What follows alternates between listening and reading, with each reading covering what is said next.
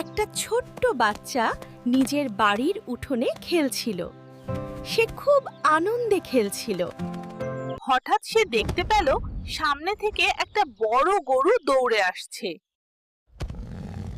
বাচ্চাটা ভয়ে কাঁপতে লাগলো। ও কিন্তু আশ্চর্য, গরুটি তার সামনে এসে হঠাৎ দাঁড়িয়ে গেল। গরুটি তার মাথা নিচু করল।